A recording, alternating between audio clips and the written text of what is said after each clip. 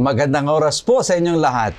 Isang mapagpalang pagkakataon na naman ang binibigay ng ating Panginoon upang tayo magsama-sama sa programang Oras ng Pag-aaral.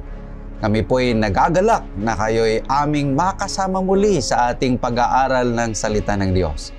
Binabati natin ang lahat ng ating tagapanood at tagapakinig dyan sa YouTube channel at sa AWR Station 89.1 sa Luzon, sa Visayas at Mindanao at mga taga-subaybay natin mula sa ibayong dagat. Pagpalawin nawa kayo ng Panginoong Diyos. Sa programang ito, sama-sama nating bubuksan muli ang salita ng Diyos at pag-aralan ang mahalagang aral na makakatulong sa ating pananampalataya at pamumuhay. Ang ating hangarin na hindi lamang kaalaman, kundi mas malalim pa na pagkakilala sa Panginoon at higit na pag-ibig sa Kanyang mga pangako. Sa ating paglalakbay ng pag-aaral ngayong oras na ito, makakasama natin muli ang dalawang espesyal na panauhin na magbabahagi ng kanilang pananaw at paliwanag mula sa ating leksyon. Kasama natin ngayon si Pastor Marvin Diaz, ang Ministerial Secretary ng Northern Luzon Union Mission. Kumusta kayo, Pastor? Mabuti po. At kayo pong mga nakikinig at sumasubaybay itong pag-aaral na ito. Nawa, maranasan po ninyo ang pag-ibig ng Panginoon at sa ating pong pag-aaral, magbigay po sa atin ito ng kaliwanagan at magbigay ng kalakasan ng ating pananampalataya. Amen. Siyempre, kasama din natin ang kilala natin sa oras ng pag-aaral. Siya ang Sabbath School at Personal Ministry Director ng Southern Luzon Philippine Union Mission sa katauhan ni Pastor Ray Urbi. Kumusta ka, Pastor Ray? Mabuting balita, Pastor Jules. Maraming salamat sa inyong lahat na patuloy kayong sumusubaybay. Ganon din, nais kong batiin ang mga kapatiran natin sa Lumalinda Tagalog Church. Kumusta kayo dyan, mga kapatid? Ganon din sa Note Singers sa Phuket, Thailand. Kailan lang ay nakarating tayo dyan. Purihin ng Panginoon Diyos.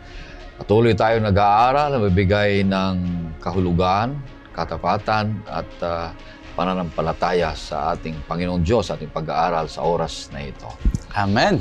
Tayo po ay nasa panghuling trimestre sa ating pag-aaral na may pamagat mga aral ng pananampalataya mula kay Josue. Tunay na kamangha-manghang patuloy nating paglalakbay sa mas malalim na pagkaunawa ng mga banal na kasulatan. Ngayon, tayo'y maghahanda at sabay-sabay nating simulan ang ating pag-aaral ng leksyon. Inihikayat ko kayong lahat, mga kapatid, na ilabas ang inyong Biblia at sumunod sa ating pagbubulay-bulay.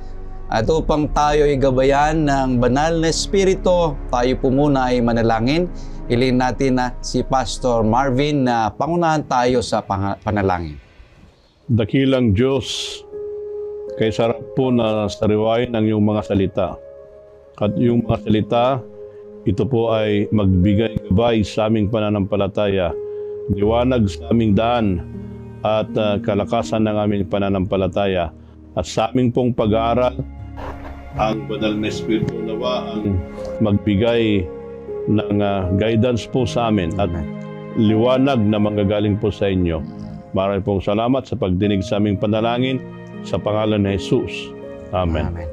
Tayo po ay nasa pangatlo na leksyon na ng ating pag-aaral sa trimestreng ito na may pamagat na mga alaala ng biyaya. Naway maging makabuluhan muli at mapagpalang ating pag-aaral habang ating sinusuri ang aklat ni Josue. Ang ating talatang sasauluhin ay matatagpuan sa aklat ng Josue 4:23 at 24. Sapagkat tinuyo ng Panginoon ninyong Diyos ang tubig ng Jordan sa harap ninyo, hanggang sa kayo'y nakatawid, gaya ng ginawa ng Panginoon ninyong Diyos sa dagat na mapula na Kanyang tiniyo sa harap namin, hanggang sa kami ay nakatawid, upang makilala ng lahat ng mga bayan sa lupa ang kamay ng Panginoon na makapangyarihan, upang sila'y matakot sa Panginoon ninyong Diyos magpakailanman. Mga kapatid, ang mga bantayog at alaala ay paalala ng mahahalagang pangyayari sa ating kasaysayan. Sa Josue 3 at 4, inuutos ng Diyos sa Israel na magtayo ng mga bato bilang walang hanggang patutuo ng kanyang biyaya at kapangyarihan. Ngayon, tatalakayin natin ang tatlong alaala ng biyaya ng Diyos na patuloy na nangungusap sa atin. Una, power of God's wonders. Pangalawa, practice of God's remembrance. At ang pangatlo, promise of God's rest. Isa-isahin natin ang mga alaalang ito upang makita natin kung ano ang mensahe ng Diyos sa atin ngayon. Unahin natin ang unang punto, power of God's wonders. Pastor Marvin, dito sa ating pinapag-aralan na may pamagat Memorials of Grace, ano yung nakita mo dito na power of God's wonders? Maganda dito, Pastor, pag i-connect natin yung lesson natin noong nakaraan. Na pag-aralan natin na it's surprised doon sa biyaya ng Panginoon. Ngayon naman ay memorials. Alaala. Bakit kinakailangan ng alaala itong ating pinag-aralan? Now, tandaan po natin na sabi po natin sa mga nakaraan na lesson, itong pumasok na ito ay mga second generation. Bakit alaala? Because of miracles and wonders. Kamangha-mangha na ginawa ng Panginoon. Doon po sa Hebreo na niplaot, yung kahanga-hanga na ginawa ng Panginoon. Una, doon po sa ating memory verse, nakita natin na nung umapak sila, then dry land. Pero ito po yung command. Bago po nangyari yon, doon po sa Josue 3, versikulo 8, ito po ang sabi. At iyong uutusan ang mga saserdote na nagdadala ng kaban ng tipan na iyong sasabihin pagka kayo dumating sa tabi ng tubig ng Jordan ay tumigil kayo sa Jordan. Yung nauna doon ay yung mga pari.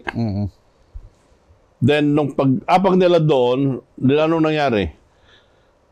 Lumakad sila doon sa dry land. Ang tanong, Pastor Ray, Pastor Jules, bakit bato? Dahil ba maraming bato doon sa Jordan? Nung napunta ako sa Jordan, putik ang nakita ko. Hindi ba to? Hindi bato.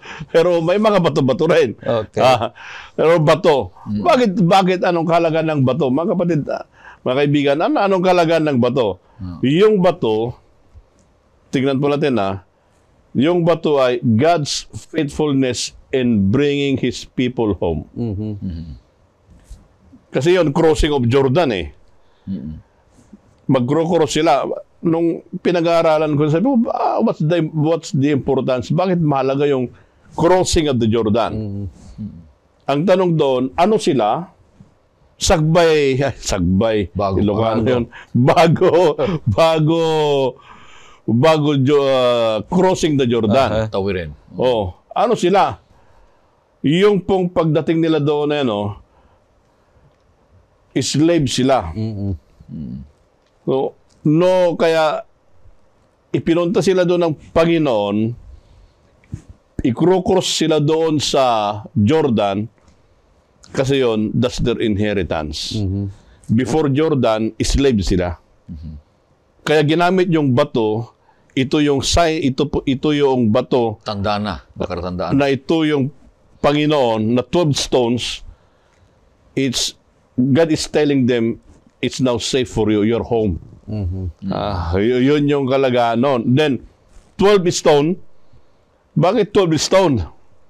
Yung 12 stone po na yan ay it's a corporate success.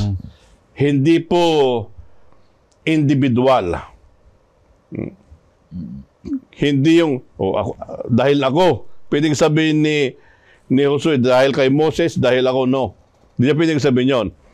12 stone yun, dahil dumating sila doon na safe sila, and it is now their final home. Now, ang sunod na tanong, saan lugar yung 12 stones? Sa matatagpuan. Saan matatagpuan? Pulutin. Saan nila nilagay?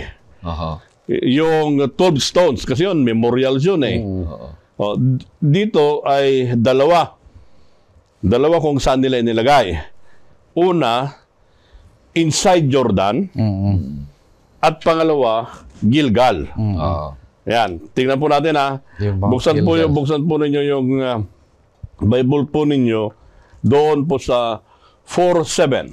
At inyo ngang sasabihin sa kanila, sapagkat ang tubig ng Jordan ay nahawi sa harap ng kaban ng tipan ng Panginoon, nang magdaan yaon sa Jordan ay nahawi ang tubig sa Jordan. At ang mga batong ito ay magiging pinakaalaala sa mga anak ni Israel magpakailanman. Nahawi. Tanda po natin, nahawi. Then doon po sa verse 9, dito po na inilagay yung 12 stones. Saan inilagay? Yung unang lugar. At si Josue ay nagpabunton ng 12 bato sa gitna ng Jordan, sa dakong tinayuan ng mga saserdote na nagdadala ng kaban ng tipan, at nanganaw doon hanggang sa araw na ito. So the first position, yung unang position ng 12 sets ng bato ay underwater. Gitna ng Jordan. Saan yun? Doon sa mismong spot kung saan sila tumawid ng dry. Di ba nung nakalampas na sila sa Jordan, balik yung tubig, nagpalagay si Josue doon sa Tapat. same spot kung saan nahawi yung tubig. Ibig sabihin yun, ano ba ibig sabihin nun? Ang ibig sabihin yun ay God works in a miracle way that we cannot understand. Yun yung grace. Yung grace ay sa loob yun gagawa, sa loob ng puso is the underwater. Yung outward expression, yun na yung byproduct. Amen. Napakaganda. Second na, saan yung second spot? So yung first spot, Sa gitna in ng the Jordan. midst, Jordan, underwater yon. Saan yung second spot? Yung second spot ay nandun sa verse 20. Verse 20. 4:20. At yaong 12 bato na kanilang kinuha sa Jordan ay ibinuntun ni Josue sa Gilgal. Gilgal. Yung Gilgal, ito naman yung first campsite after crossing the Jordan, before conquering Canaan. Nakita niyo yung arrangement? Yung una kanina, nasa underwater. Ngayon naman, ito ay nasa Gilgal. It is visible. Kanina, hindi mo makita, underwater eh. Yun yung work ng grace. Then, doon naman sa Gilgal, bakit nandun sa Gilgal? It is visible, permanent. Yun ay, it will teach the second and coming generation of Israelites kung anong ginawa ng Panginoon. Kaya napakaganda po yung memorial of grace na bato lang ito, pero it will teach the lesson. It will teach the lesson of grace.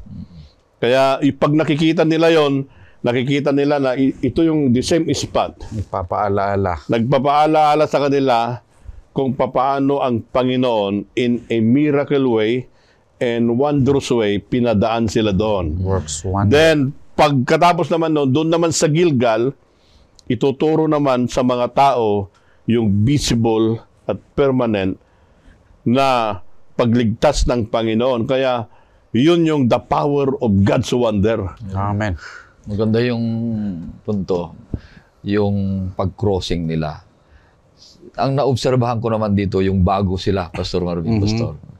Ba't sinabi ng Panginoong Diyos sa 3 verse 5 ng Josue? At sinabi ni Josue sa bayan, magpakabanal kayo, sapagkat bukas ay gagawa ng mga kababalaghan ang Panginoon sa inyo. Sabi niya, bukas gagawa ng Panginoon ng kababalaghan, yung unang punto. kababalaghan, kapangyarihan, kahanga-hanga na gagawin ng Panginoon. Ang kondisyon, magpakabanal. Ang pagpapakabanal ay isang paraan ng Panginoon Diyos upang tayo ay magkaroon ng mas malalim na ugnayan at tayo ay katanggap-tanggap sa Kanya. Mayroong pagbabago. Paano nila ginawa yon? Labhan nila yung kanilang mga damit. Ano? Lalabhan nila yung mga damit. At doon sa Exodo 19:14 and 5 ay huwag lumapit sa babae. Yun yung isang pagpapakabanal. Yung ihihiwalay mo yung iyong sarili sa dati mo nang ginagawa na pangkaraniwan. So, yun yung nais ng Panginoon Diyos na magpapakabanal sila. Ibig sabihin, huwag nilang gagawin yung mga bagay na pangkaraniwan, kundi lalapit sila sa Panginoon sapagkat, sabi dito, gagawa ng Panginoon Diyos. Napakagandang bagay na gagawa ng kababalaghan ng Panginoon Diyos. Bakit? Hindi nila kaya, Pastor Marvin, tumawid doon sa Jordan River na sa sarili nila. Hindi nila kaya yun. Kundi, grace pa rin ng Panginoon Diyos. Kababalaghan ng Panginoon Diyos pa rin yung pangyayaring yun. Kaya nga yung unang punto gagawa ng kababalaghan ng Panginoon Diyos sa oras na kayo ay una magpapakabanal at yung paggawa ng kababalaghan ay hindi nila wala silang gagawin doon. Susunod lang sila. Wala silang partisipasyon doon sa kapangyarihan na ginawa ng Panginoon Diyos. Ganon din tayo, yung pagliligtas ng Panginoon Diyos sa ating buhay ay sinabi niya sa atin na magpakabanal tayo sapagkat ililigtas tayo na wala tayong yung parte. Wala tayong kakayahan sa pagliligtas ng Panginoon Diyos na ipapakita niya sa ating buhay. Itutuloy ko yung sinabi ni Pastor Ray kasi napakaganda yon na binabanggit sa ating leksyon. Yung sinasabi na consecrate and sanctify. Yung consecrate at sanctify dito sa verse 5 ay ginamit yung salitang magpakabanal. Pero ito yung sinasabi na purification process. Na yung purification process ay needed sa preparation. Ito yung ginagamit nila. For example, kapag yung pari ay mag-umpisa sa kanyang serbisyo, kailangan niyang ma-sanctify, kailangan niyang ma-consecrate. Pangalawa, when God revealed Himself to people of Israel, nung nagpakita ang Panginoong Diyos sa Exodus 19, ay kailangan yung purification process. Pangatlo, before the battles were fought sa Deuteronomy 23:14, kailangan yung purification process. At dito, yung crossing sa Jordan ay kailangan yung purification process. Yung binabanggit mo kanina, Pastor Ray, na paliligo at paglaban ng damit, ay mahirap ito sa ilang kasi kulang ang tubig.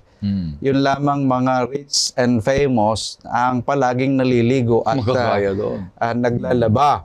Pero dito ay kailangan talaga dahil ang ibig sabihin ng paglalaba at paliligo ay beginning and changing of new life.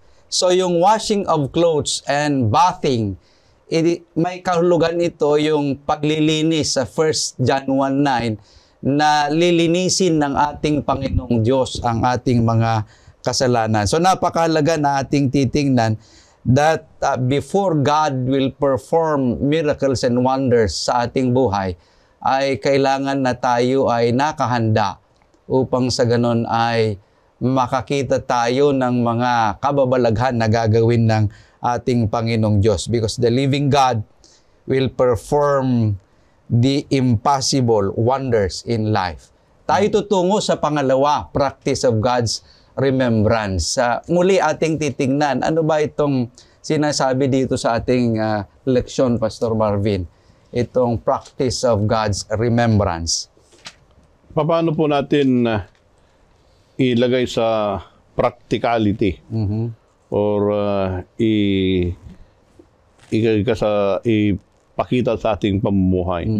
Yan, kasi yun, pinag-usapan po natin dito, yung practice. Pagsasagawa. Pagsasagawa, yung alaala ng Panginoon. Para bang if you look back, pag tuwingin ka doon sa nakaraan mo, ano ba yung mga memorials of God's grace? Kasi yun, yung mga Israel, tapos na yun sila eh. Tayo dito ngayon. So, paano natin titignan yun? Now, bago po tayo dadako po doon, ano ba ang significance o kalagahan yung 12 stones? Yun naman yung memorials na pinag-aaralan natin dito eh.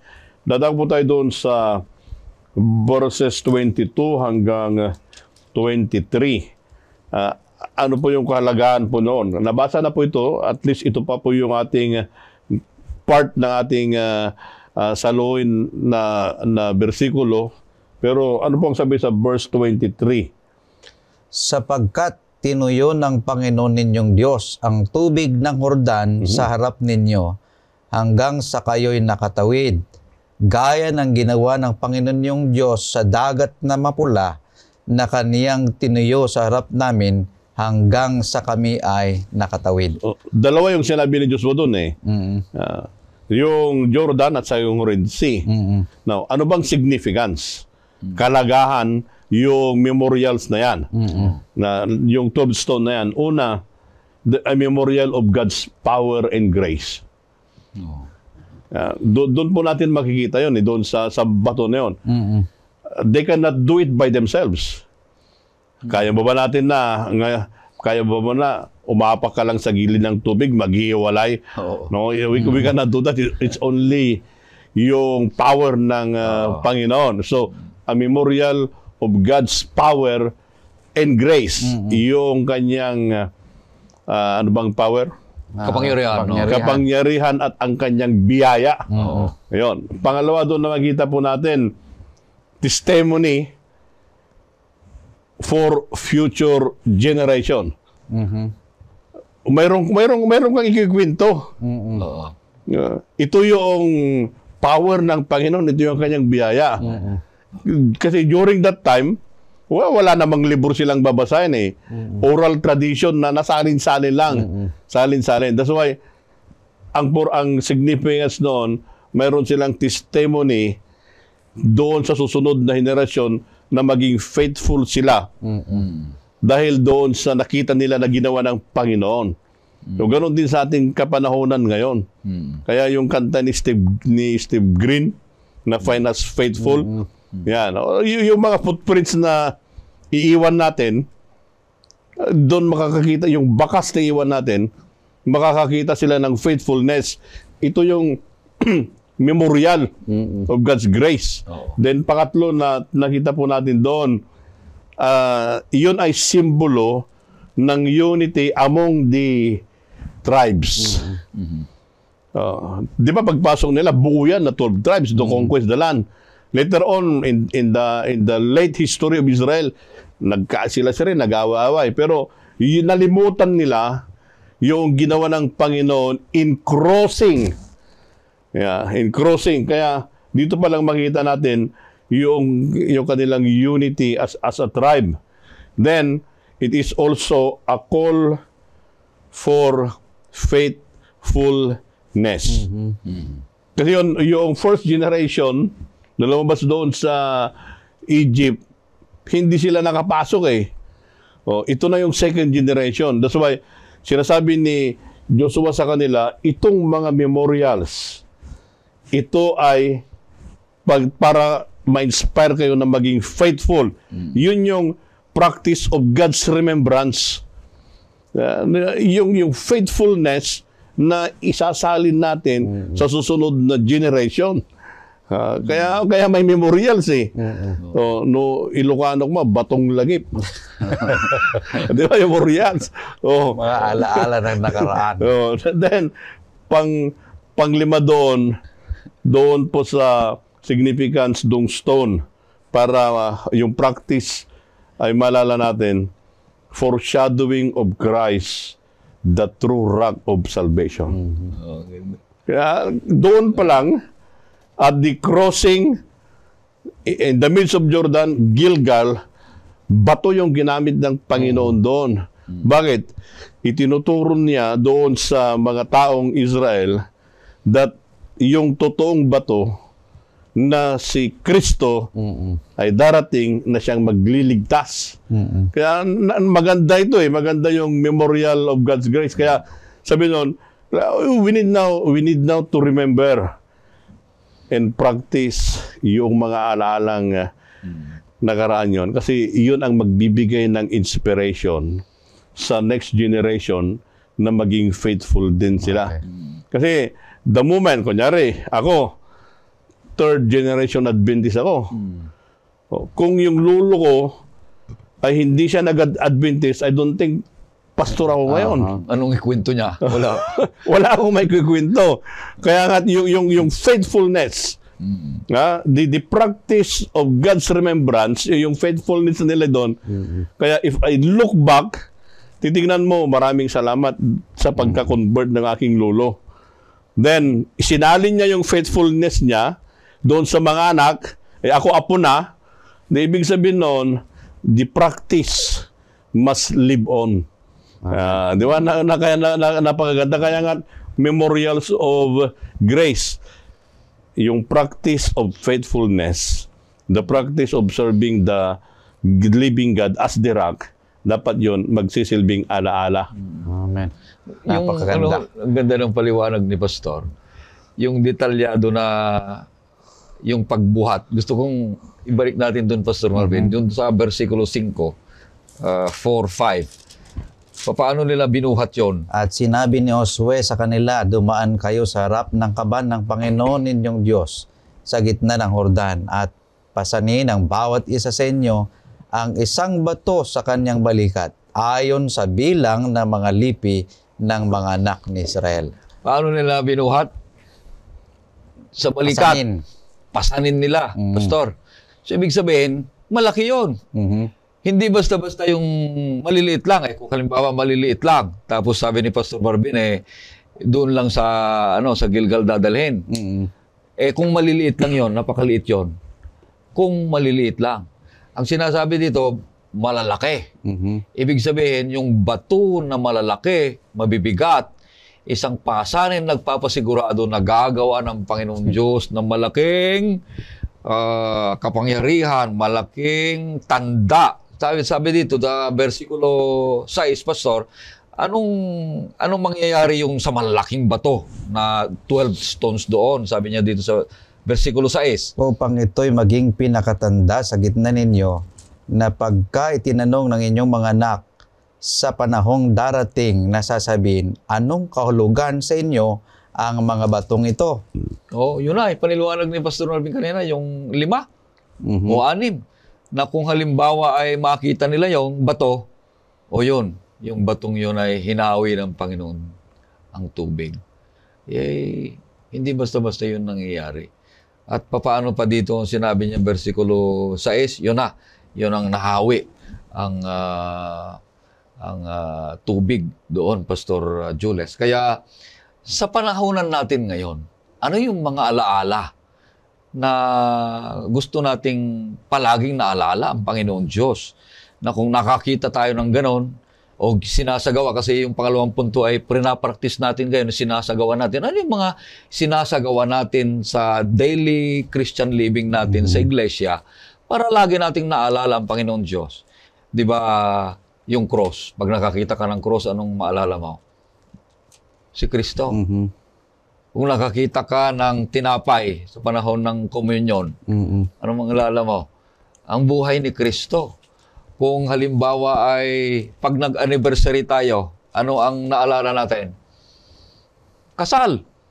O kaya nag-birthday. Yun yung mga alaala na patuloy nating ginagawa upang ito'y nagtataglay ng pagpapaalala sa atin at manatili tayong nag-aalala doon sa mga bagay na nakaraan dahil kung minsan, kaya yung mga batong yan ay laging tanda sapagkat ayaw na ng Panginoon Diyos na ulit-ulitin yung mga bagay na iyon.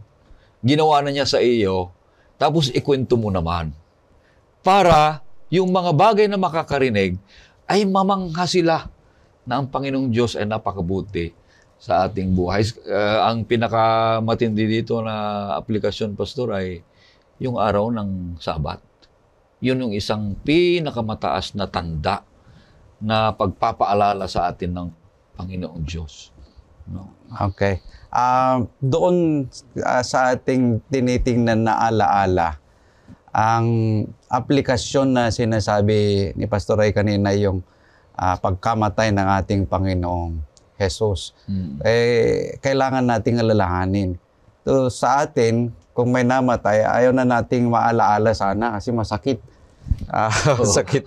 Naalalahanin natin nung may namatay sa atin. Ngunit, kailangan nating alalahanin muli yung sa verse 26 ng Matthew, sinasabi doon na kailangan ninyong gawin ito palagi, na alalahanin ng pagkamatay ng ating Panginoong Hesus. How He died, why He died for us.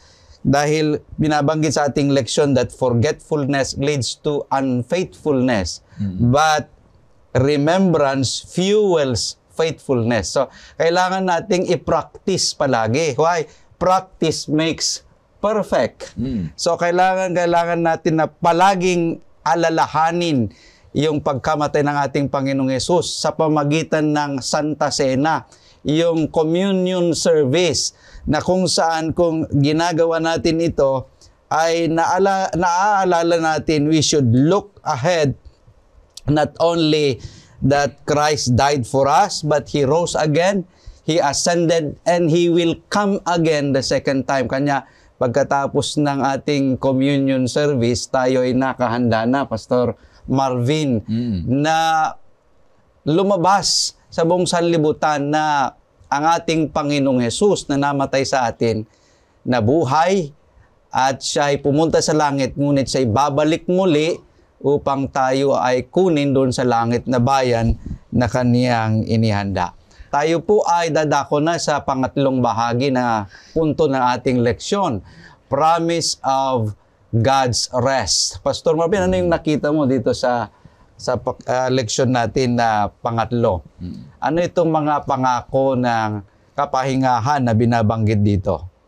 Tignan po natin kung ano ang kahulugan nito. Dito nga may konting diagram na nakita po natin dito. Una, tignan natin yung elements. Ano ba yung elemento, yung bagay na ginamit. Then, pangalawa, ano ang kahulugan niya nung kapanahunan ni Josue, at ano naman yung spiritual implication na sa atin ngayon. Kasi wala na tayo doon eh. Now, ano yung element na titignan natin doon? Una, yung 12 stones. Yun yung element na ginamit doon sa ating lesson. At ito ay, yung 12 stones, ito ay nagpapakita yung crossing of the Israelites to the Jordan River. Now, what is the implication in our life today? Because we need to understand the promise of God's rest. Now, ano yung implication natin dito?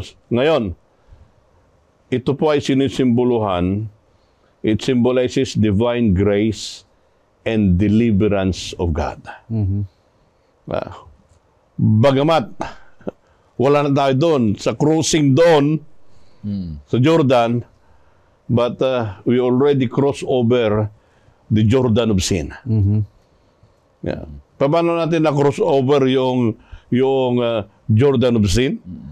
Sa pamamagitan ng biyaya ng Panginoon at sa kanyang power. Kapangyarihan. At sa kanyang kapangyarihan. Kasi ito hindi natin kaya sa ating sariling lakas lang. Kinakailangan natin ng power ng Panginoon. Now, ang susunod na tignan natin, bakit memorials of grace? Memorial of grace, itong lesson po natin ay it highlights the unmerited favor of God. It's the grace. Hindi ko na kailangan bayaran yun eh. Libre na yun. Binigay na yun ng Panginoon yun. Hindi na kinakailangan ako magsakripisyo. Hindi na yun. Iyon yung memorial. Noon, pinasan nila yung mga bato. Pinasan nila, Pastor Ray, bakit magpapasan pa ako ng cross na literal na magpapapako? Ginawa na yun ng Panginoon. Minsan na yun. Tapos na yun. Di ba? Kaya ibig sabihin nun, it reminds us of Christ's saving work and it will continue by His grace. Yeah. Yung pagbubuhat ko na yon ng kasalanan, binuhat na yon ng Panginoon. Kasi nag-cross na ako sa Jordan, binuhat niya, tinulungan pa niya ako. Yun yung grace. So, yun sana po ang ating maalala na bilang isang mananampalataya. Because we can only rest in God's promise when we experience grace. Amen. Yeah. Yun po yun. Pag hindi po natin maranasan yung biyaya na yan, mahirap magkaroon ng kapahingahan. Yung kapahingahan, ibig sabihin nun, yung kaligtasan na nasa kay Kristo. Kaya, ano bang purpose ng mga ito? Yung 12 memorials or yung 12 stones, I mean, yun ay ituturo po natin, itinuro sa kanila yung next generation kung papaano ang Panginoon ay niligtas sila. Diba? Tapos ngayon naman, mga kapatid, yung faithfulness natin sa pagtanggap doon sa biyaya ng Panginoon, dapat yun din ang ituro natin sa susunod na henerasyon para magkaroon saysay yung memorials of grace. Amen. Kasi that's only the promise. We enjoy the promise of being saved by grace. Pero mag-claim mo na yun. By faith. Diba? Kaya kinakailangan yun mga minamahal na kapatid. We cross over already the Jordan. We are at the verge of the heavenly Canaan. Yan. Kaya yung memorial of grace na kung saan no tumalgiyap tayo, kung nanatilo ka no tumalgiyap tayo, if we look back, we can see in the path of our Christian journey yung grace ng Panginoon. Bagamat nahuhulog tayo, nagkakasala, but if we will review those things, we can see how God ay idiniliver pa rin tayo doon sa kanyang mighty hand. Kaya maganda po ito We can only experience the promise of grace when we experience the salvation of grace. Amen. Ang ganda. No? Ang doon sa kabila namang punto ay ang maalala ko doon yung pangatlong punto, di ba, nangako ang Diyos ng kapahingaan sa kanyang mga anak. Noong nandun na sila sa Kanaan, yun na yung talagang kumpletong pahinga, Pastor Marben. Bakit?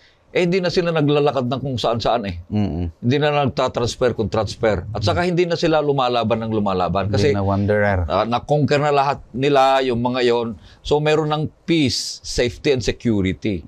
At masaya na silang nagkakaroon yung pangako ng kapahingahan.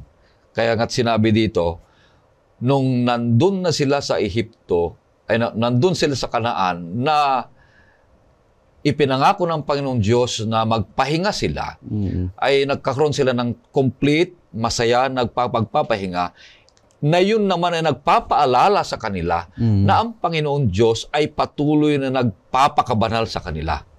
Inaalala nila yung sinasabi sa Banal na Kasulatan sa Hebrew 4 verse 8, sinasabi doon, Pastor, sapagkat kung binigay sa kanila ni Josue ang kapahingahan ay hindi na sana niya sasalitain pagkatapos ang ibang araw. 9. May natitira pa ngang isang pamamahingang Sabat ukol sa bayan ng Diyos. Ayan. Kaya hindi na lang yung bayan ng Diyos ng Israel ang pinangakuan ng Panginoon Diyos para magkaroon sila ng total rest, yung pagpapahinga sa Panginoon Diyos sapagkat wala na. Na-conquered na lahat. Ayos na ang kanilang paglilingkod sa Panginoon Diyos. Doon naman sa spiritual na Israel, tayo naman na naiiwan, tayo naman na modern Israel, tayo naman na nahuhuli, na naghihintay sa pagdating ng Panginoon Diyos, tayo ay binabalalaan at pinaalalahanan na merong tanda. Diba? Merong tanda ng pagpapahinga na ibinigay ng Panginoon Diyos na hindi lang doon sa bayan ng Israel, kundi bayan ng Diyos sa huling araw na magpapahinga sila sapagkat yun ay itinatag ng Diyos upang maalala ang kabutihan ng Diyos, kapangyarihan ng Diyos, at ang Diyos ang lumalang ng langit at lupa. Maganda. Dito sa ating leksyon, binabanggit that God's work is never antiquated. Ang ibig sabihin, hindi naluluma yung gawain ng ating Panginoong Diyos. It is all revelation of eternal activities. Magpakailanman. Kanya hindi pwedeng kalimutan ang ginawa ng ating Panginoon. Kung ating titingnan, yung events na crossing of the Jordan at yung Red Sea na kanilang na-cross ang Red Sea ay sinasabi nito yung change of status ng mga Israelitas, mga Israel. From, sabi dito, from slavery to freedom, from nomadic landless to nationhood. At dito binabanggit din yung change of status from oppression, poverty, helplessness, and humiliation to safety, well-being, salvation, and dignity. So dito nabago yung status ng mga Israel. Anong ibig sabihin sa atin ito bilang isang nananampalataya? Noon tayo ay slaves of sin, na binanggit na kanina ni Pastor Marvin. Ngunit ngayon tayo ay freed at tayo ay nasa ilalim ng biyaya ng ating Panginoong Diyos. So tayo ay nabago ng status mula doon sa kamatayan, mula doon sa buhay na ibibigay ng Diyos sa atin na buhay na walang hanggan. Kaya yung buhay ko, pag ito'y binago ng Panginoon Diyos, nagpapaalala na ang Diyos ay makapangyarihan, nagpapaalala na ang Diyos ay nabubuhay ako sa biyaya. Ano yung mga biyayang yon? Kaawaan na siya'y nagpapatuloy na nagbibigay, nagkakaloob ng aking kailangan araw-araw. Kasi yung tinutukoy ni Pastor Marvin na pinapaliwanag na biyaya, ay yung biyaya na iyon ay yung kanyang pag-ibig, yung kanyang pagpapatawad, yung kanyang pagliligtas, yung, lahat na ito yung kanyang pagmamahal. Yun yung mga biyaya na ating tinatanggap araw-araw na hindi tayo karapat-dapat na tumanggap. Pero naging karapat-dapat tayo dahil mahal tayo ng ating Panginoong Diyos sa pagbigay niya sa ating Panginoong Jesucristo na namatay para sa atin. Kaya naging libre lahat iyon. Kaya yung concluding text ng chapter 4, ang ganda sabi niya, that all the people of the earth may know the hand of the Lord. It is mighty, that you may fear the Lord your God forever. Kaya sabi po dito na ay, that all the people of the earth may know. Okay. Yeah. Lahat ng tao dapat alam. Makilala ang Panginoon. Kaya yun yung biyaya ng Panginoon. At ang sabi pa doon, that they may fear. Hindi katakutan na yung takot, that they may fear, that they may love. Yun ang sinabi niya, that they may love the Lord your God forever. Kaya maganda po dito pag titignan natin yung memorials of God's grace, ang response na natin is to love the Lord forever. Kasi yun yung iniligtas na nila. So yung response natin is just to pay. Para bang bayaran mo. Hindi para yung yung isusukli ba? Yung isusukli ba yun? Isusukli mo ay yung kaligtasan ng Panginoon sa atin ay magkaroon tayo ng relationship sa Kanya, saving relationship until He will come. Napakasarap malaman, Pastor Jules, Pastor Marvin, na ang Panginoon Diyos ay punong-puno ng biyaya. Paano? Nagbigay siya ng mga tanda. Kasi kung wala yung mga tanda, hindi mo ma-imagine kung hindi mo maranasan, hindi mo makita, hindi mo maunawaan kung ano yung pag-ibig ng Diyos, kung ano yung biyaya ng Diyos. So, para maintindihan mo kung ano yung biyaya niya, ay may mga palatandaan niyang ginagawa. Na ang mga itong palatandaan ay maalala mo lagi na ang Diyos ay hindi lang makapangyarihan, hindi lang nagliligtas, hindi lang nagbibigay ng kailangan mo araw-araw, kundi lahat ng mga ito ay sa kanyang biyaya. Bakit? Siya ay nagmamahal. Mayroon kang kasiguruhan, kung katiyakan, kung ikaw ay nasa biyaya ng Panginoon Diyos. Sapagkat kung nasa biyaya ka ng Panginoon Diyos, nandun yun yung pagbabago at wala kang kinatatakutan, hindi ka nag-aalangan. Kaya nga sabi, maalala tayo nung mga nanguna, sabi ng Panginoon Diyos kay Josue, huwag kang titingin sa kaliwa, huwag kang titingin sa kanan, kundi diretso ka. Sapagkat ako ay sasa iyo, kagaya ng ako ay sumakay Moses. Kaya ito yung isang paraan ng Panginoon Diyos, mga kapatid, na tayo ay patuloy na nananatiling nananampalataya sa ating Panginoon Diyos sapagkat nagtatag siya, gumawa siya ng paraan, mga tanda, upang pag nakita na natin ito, maalala natin na ang Panginoong Diyos ay laging gumagabay sa ating buhay. Kaya nga sabi ni Ellen White, we have nothing to fear sa English, pero sa Tagalog, tingnan nga natin sa Tagalog, ito yung sinabi niya, basahin natin. Wala tayong dapat katakutan sa hinaharap, liban kung ating malilimutan ang paraan ng pag-akay ng Panginoon sa atin at ang kanyang mga aral sa nakaraang kasaysayan natin. So, nakabase yung ating pananatili sa Panginoon Diyos doon sa lagi nating inaalala. Di ba? Kung lagi mong inaalala ang isang bagay, hindi mo makakalimutan yon. Laging nakatatak yan sa isip mo. At lagi mong sinasariwa, yung panalangin ni Pastor Marvin kanina, lagi mong nasasariwa yung mga kabutihan at kagandahang loob, kapangyarihan at pag-ibig ng Panginoon Diyos. Sapagkat yung mga tandang yon ay nararanasan mo rin. Nararanasan mo rin yung mga tandang yon. So, kung nararanasan mo rin, yung isang sinabi ng Pastor Marvin, isa yung patutuo di ba? Patutuo. So, nagkukwento ka. At pinagkukwentuhan mo yung mga kabutihan ng Panginoon Diyos.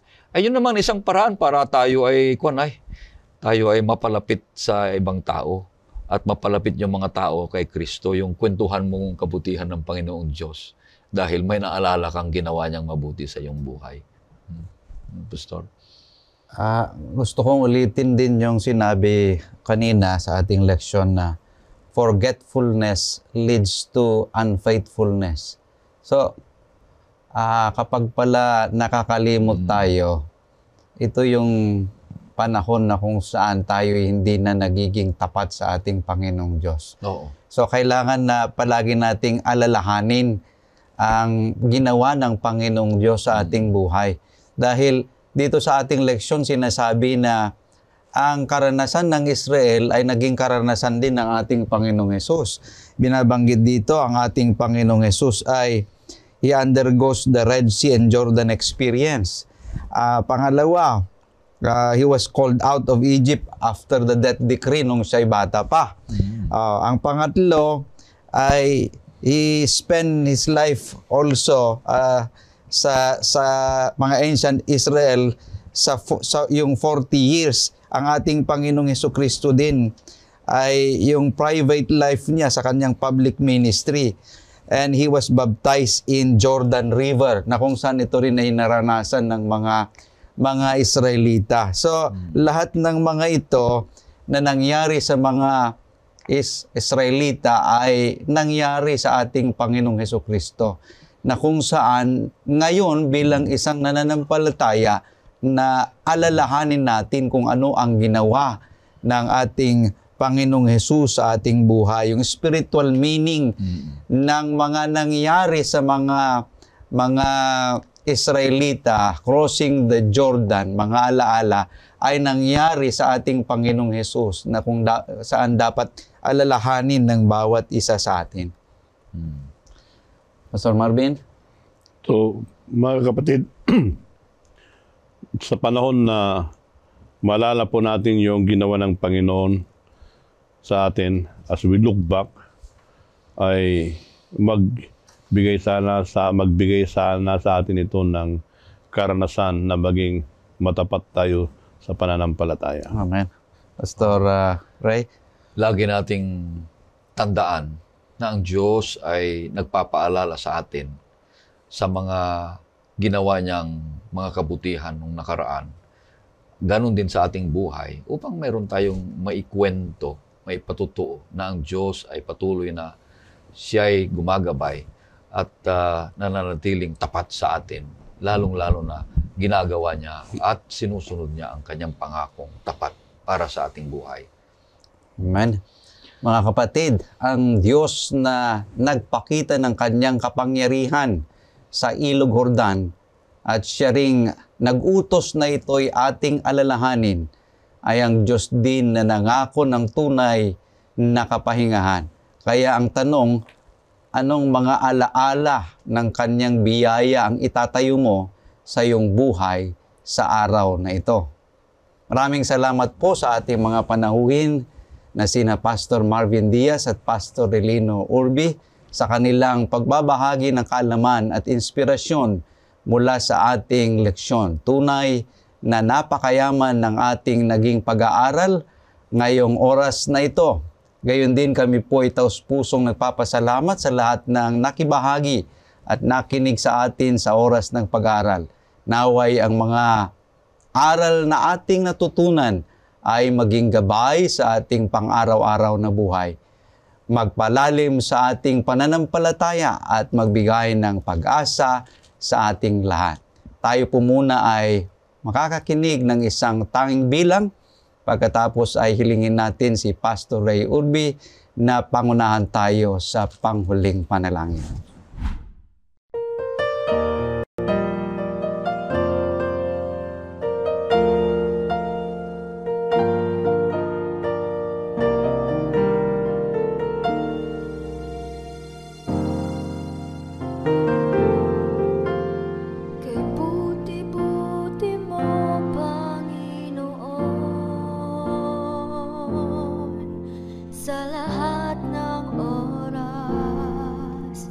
Sa bawat araw, ika'y laging tapat kong magmahal. Ang iyong kaawaan ay magpawalang hanggan.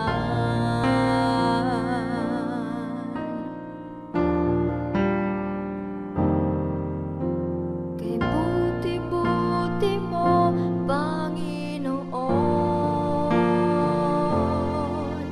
sa lahat ng oras, sa bawat araw, ika'y laging tapat kong magmahal. Ang iyong kaawaan ay magpawalang hanggan. Pinupurit, sinasamba kita, dakilang Diyos at Panginoon. Tunay ngang ika'y walang katulad.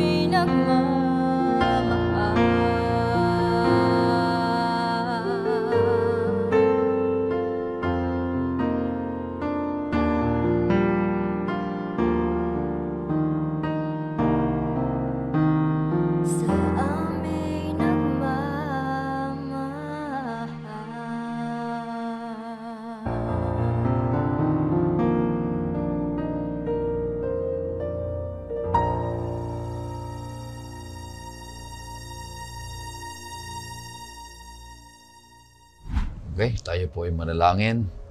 O Panginoon Diyos, napakabuti niyo sa amin. Naintindihan namin kung papaano ang iyong biyaya ay sapat na magpapalakas sa amin.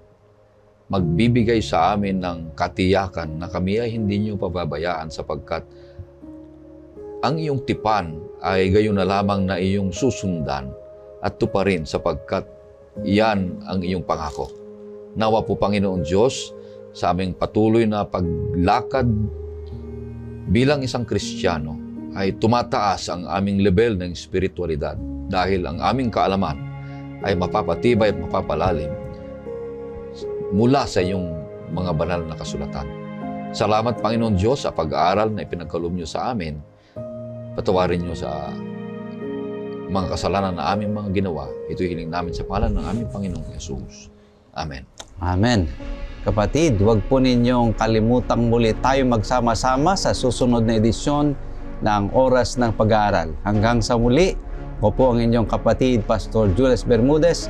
Naway ang biyaya at kapayapaan ng ating Panginoong Diyos ay suma sa ating lahat.